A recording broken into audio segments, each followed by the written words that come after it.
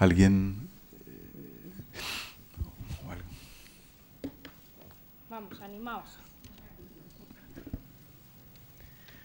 Isabel, ahora que estamos todo el mundo pensando de alguna forma en que la Constitución pues ha sido una buena cosa, nos ha ayudado a la convivencia, si fuéramos de alguna forma a llegar a algún consenso, que ya se va llegando a que pues hay que cambiar, hay que reformar, hay un modelo que nos ha ayudado, pero que realmente en este momento habría que dar algún paso. Habría que dar muchos pasos, habría que integrar en todos estos matices de interculturalidad, de diálogo minoritario con todos los emigrantes que hay, cuando es urgente, sería positivo y cómo habría que hacerlo. Solamente los políticos, toda esta investigación de la universidad, de alguna forma, habría que incorporar. Una primera pregunta.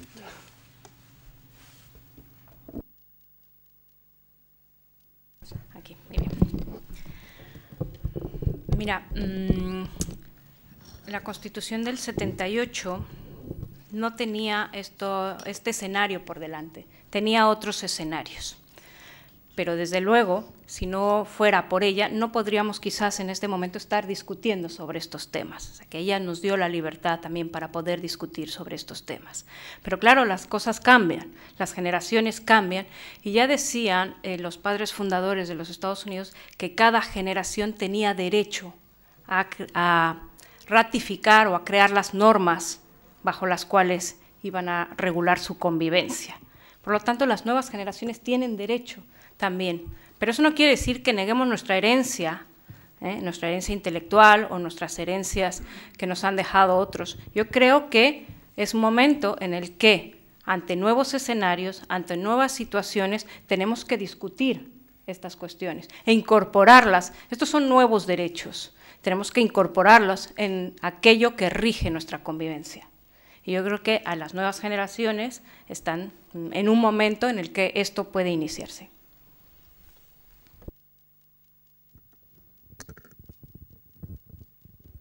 Un momentito, le van a pasar el micrófono. Pues sí, me resulta muy complicado y complejo. ¿Qué es cultural? ¿Qué es lo cultural? Por ejemplo, en grupos humanos, en personas que no han tenido ni la opción de ser, no han podido optar por una forma de vida. Todo les ha venido como a contrapelo. Países que sufren mayorías con hambruna. ¿Qué es lo cultural? ¿Dónde queda todo eso? Me resulta complejísimo. ¿Qué es lo que tenemos que intercambiar en esta convivencia? ¿Con qué nos tenemos que enriquecer unos con otros cuando existe tantísima desigualdad?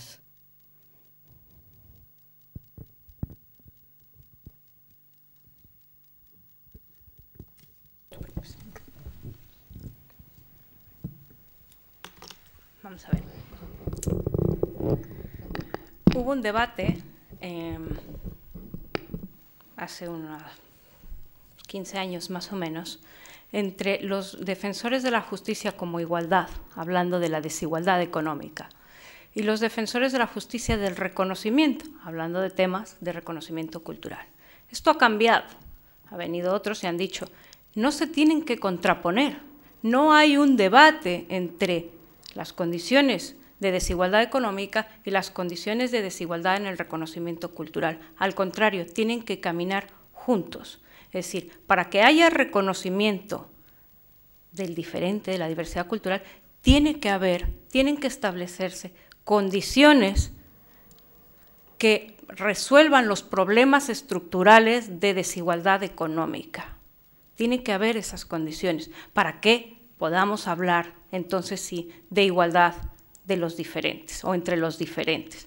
No se contrapone, es decir, la lucha por la justicia, por la igualdad económica o por la distribución de la riqueza o por mejorar nuestras condiciones de vida y las condiciones de miles de ciudadanos que no están aquí, no están en este continente, no necesariamente no se contrapone con el reconocimiento de las diferencias culturales. Y la cultura la tienen todos los seres humanos. Cada uno la configura de acuerdo al lugar donde le ha tocado vivir, de acuerdo con aquellos con quienes ha decidido o ha podido vivir, pero tienen sus convicciones profundas. Pueden ser religiosas, pueden ser seculares, pero las tienen cada uno de ellos. Y tenemos que reconocérselas porque eso es importante también para su dignidad. Por supuesto, tenemos que resolver un problema de injusticia económico, claro, pero no se contraponen unos con otros.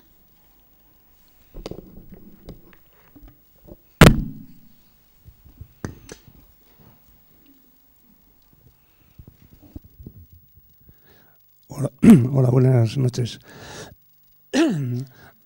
No voy a incidir por ahí por el tema de las profundas desigualdades sociales como uno de los elementos claves para hablar de integración y de 50.000 cosas más, porque donde hay pobreza y exclusión, hablar de integración suena un poco a ironía.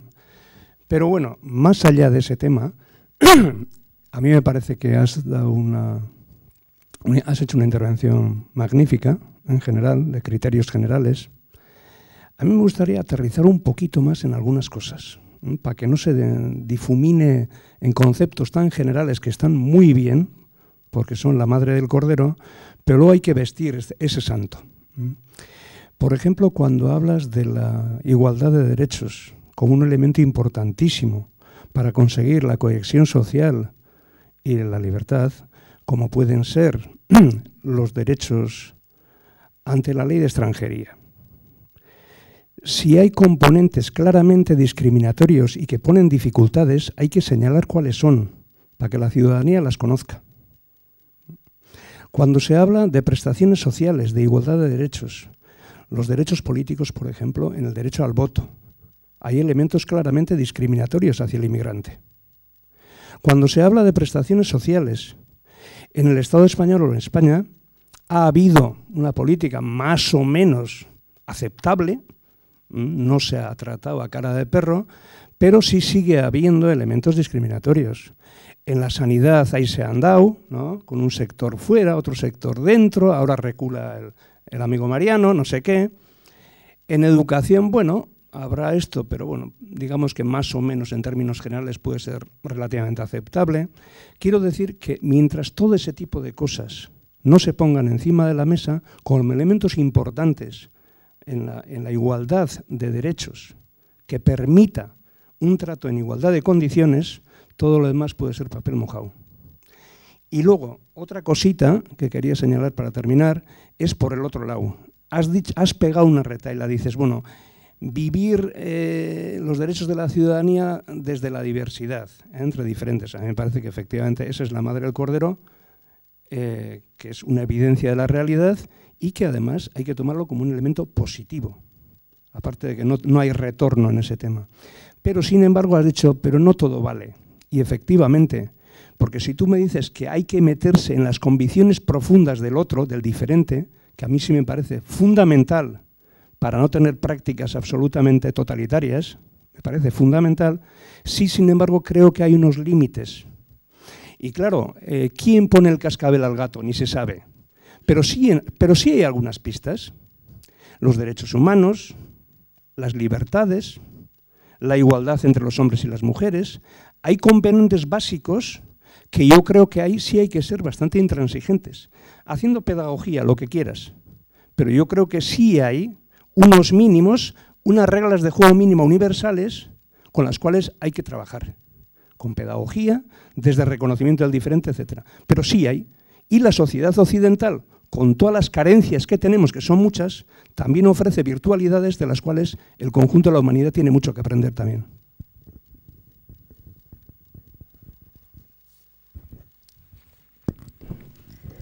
Hay muchas cosas.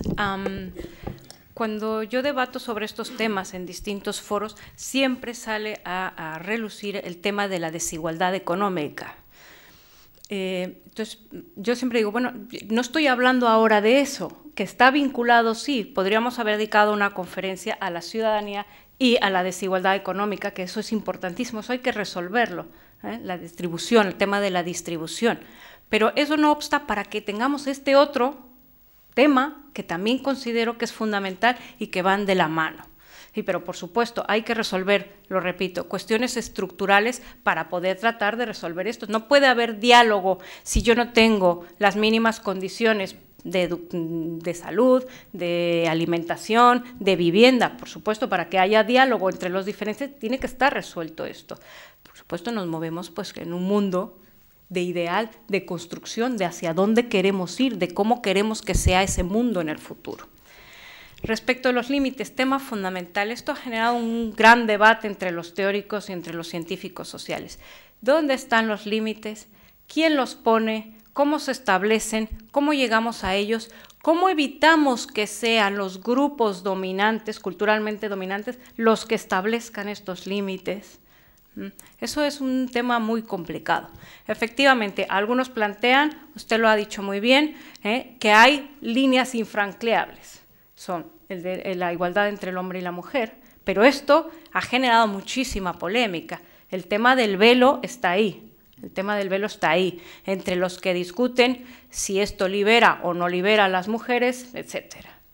Y luego, derechos humanos también puede ser un límite, pero ojo, aquí hay una discusión muy importante también en cuanto a la universalidad de esos derechos y tratar de reconocer otras epistemologías, otras formas de convivencia que no están enmarcadas en estos derechos, pero que también merecen un reconocimiento. Entonces, ahí hay un debate, pero es verdad que ese es un límite.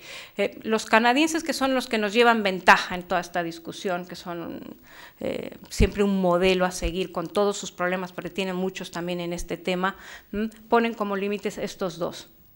Igualdad entre hombres y mujeres y derechos humanos como norma, sociedad democrática también, derechos humanos ya implica sociedad democrática. El tema de los límites es un tema muy complicado, muy complejo, pero hay que ponerse de acuerdo. Entonces el interculturalismo que dice, dialoguemos, pongámonos de acuerdo en qué sí se reconoce y en qué no reconocemos, dónde está el límite.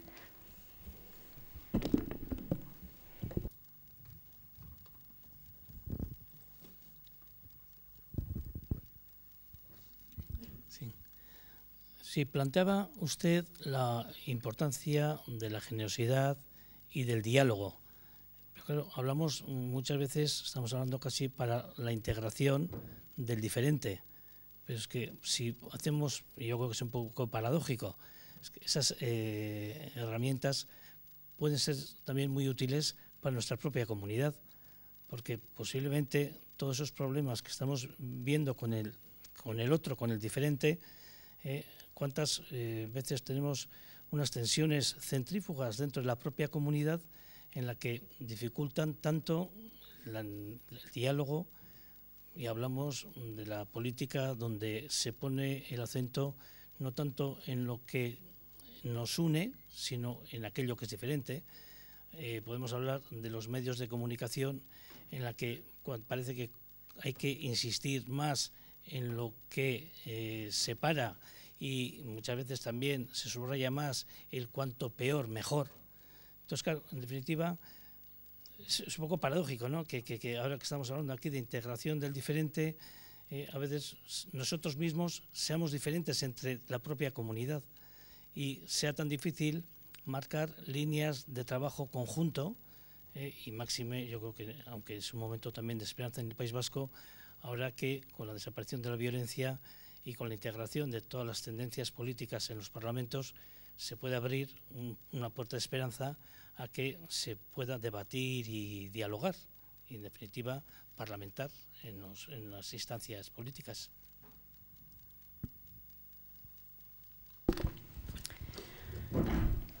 Mire usted, el diálogo es un aprendizaje. Tenemos que educar, cultivar a nuestros niños, a nuestros alumnos, a nuestro entorno en el diálogo. Es un aprendizaje, tenemos que fomentarlo, es como un valor. el resolver nuestros conflictos a través del diálogo. Por eso yo valoro la política, aunque la pobre política esté tan denostada, porque la política nos permite resolver nuestros conflictos por la vía política, no por la violencia, no a través de la violencia.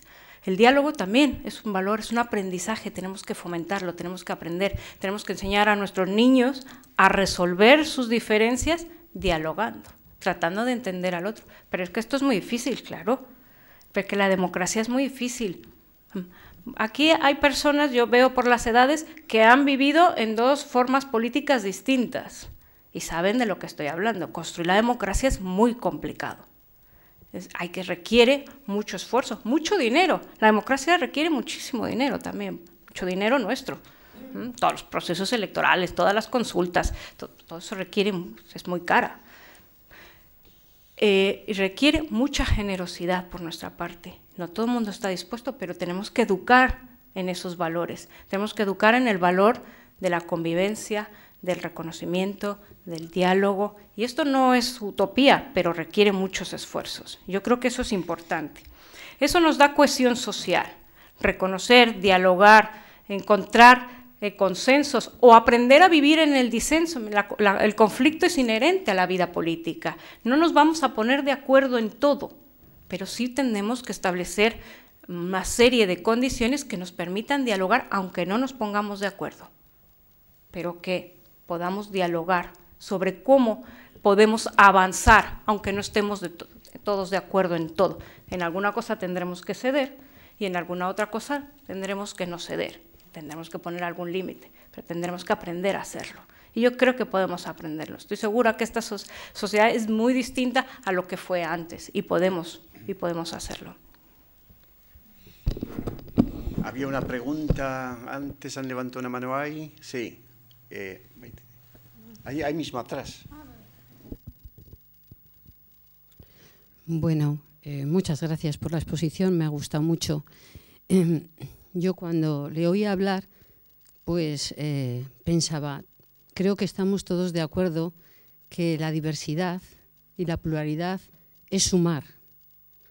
Es sumar tener dos idiomas, es sumar tener dos culturas, es sumar, bueno, siempre que conoces a alguien, sumas y sumas.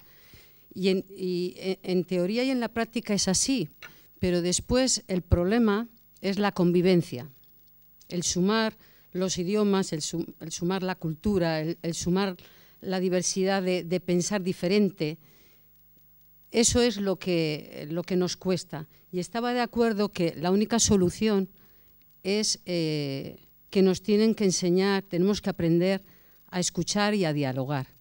Porque yo veía que esta diversidad cultural solo cabía en círculos, y círculos que estén interconectados unos con otros, y tiene que haber algo en común en todos. Y después tiene que haber lo propio de cada uno, no queda otra, porque esa persona tiene su identidad y va a adquirir identidad de aquí, de allí, y yo cuando voy a otro sitio exactamente igual. Y tengo que tener un espacio común con esa persona. Y yo, al menos cuando me relaciono con personas diferentes, de otras culturas muy diferentes, donde hago el esfuerzo es en lo que tenemos común para que no rebase sus límites y le haga daño, y él rebase sus límites y me haga daño a mí. Y ahí está el esfuerzo. Yo es donde veo que tengo el esfuerzo, porque algunas veces le digo, oye, que me estás chantajeando porque tú eres de fuera, pero es que eso a mí no me sirve. O yo a ti te puedo chantajear con la excusa de que tengo otra cultura, y entonces hace que... Entonces, bueno, pues cuando has puesto el ejemplo de en Inglaterra, es verdad lo de los indios, bueno, pues en el metro todos los que trabajan van.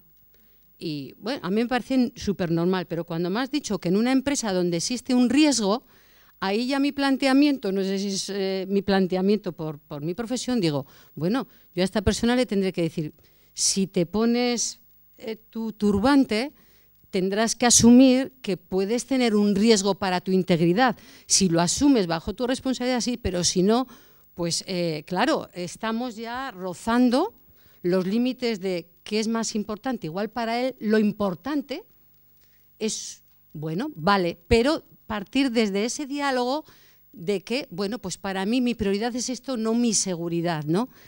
Y como eso diría otras etnias, ¿no? Que muchas veces tienen cosas que traspasan nuestra, iba a decir, que llegan a tener más derechos de los que tengo yo. No sé cómo decir.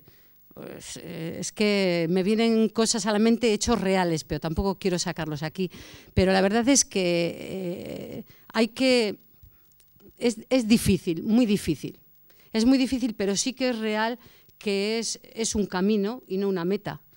El intentar convivir todos con la pluralidad, con esa interculturalidad y tener relación. Tenemos que tener relación porque si no, no sirve de nada. No hay convivencia, no hay una ciudadanía. Pero vamos, sí, estoy de acuerdo con la exposición. Mirad, esto, ya lo he dicho, esto es muy complicado, esto es muy complejo. Llegar a acuerdos, llegar a acomodos razonables o llegar a ajustes concertados es muy complicado, ¿no? No todo el mundo está dispuesto.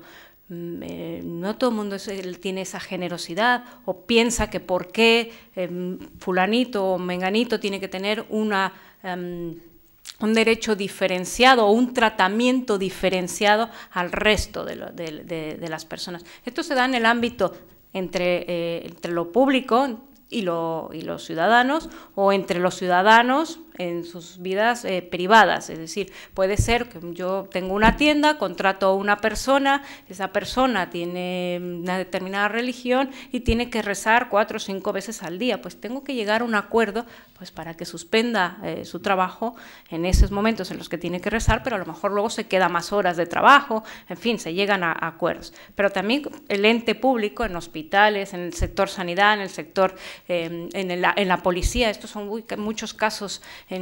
Por ejemplo, es que yo he estudiado mucho el caso canadiense. En el caso canadiense, por ejemplo, los judíos hasídicos pidieron que las mujeres policías no fueran las que les aplicaran las multas porque, bueno, ellos no pueden relacionarse con las mujeres policías. Bueno, esto generó todo un debate en los medios de comunicación, se hizo todo un escándalo, porque, bueno, pues, ¿dónde estaba el límite? Es decir, ¿quién establece, ellos con su convicción profunda de que no pueden ser las mujeres, o la sociedad diciendo que hay igualdad entre hombres y mujeres y que la policía está conformada por hombres y mujeres? Pues eso genera también muchos debates. Es que esto es muy, muy, muy complicado, pero es que no lo podemos tapar. Sí que la solución no es decir, bueno, se acabó, todo esto no hablamos porque esto es muy complicado de resolver, todos iguales, que eso es un planteamiento, ese ha sido un planteamiento durante mucho tiempo. Todos se asimilan, todos iguales y se acabó la discusión. Pues eso para algunas personas es muy injusto. Y no solo los que están llegando de las poblaciones inmigrantes, efectivamente, los tenemos también en nuestra vida cotidiana. El diferente está en nuestra vida cotidiana. Y yo he hablado de los diferentes culturales, pero están los diferentes sociales, ¿no? Los que tienen pues otra identidad sexual, por ejemplo, o los que tienen otras capacidades, etcétera, que los tenemos en nuestra vida cotidiana. Pero sí, es muy complicado, pero tenemos que resolverlo. Yo creo que hemos llegado ya al límite. Les recuerdo que, tal como ha aparecido aquí, el tema importante de la desigualdad económica y ciudadanía, el jueves que viene hablará precisamente el director general de Cáritas Española, con datos en la mano, Sebastián Mora, aquí, y quedan todos invitados para este magnífico debate. Muchas gracias, Isabel, por haber invitado.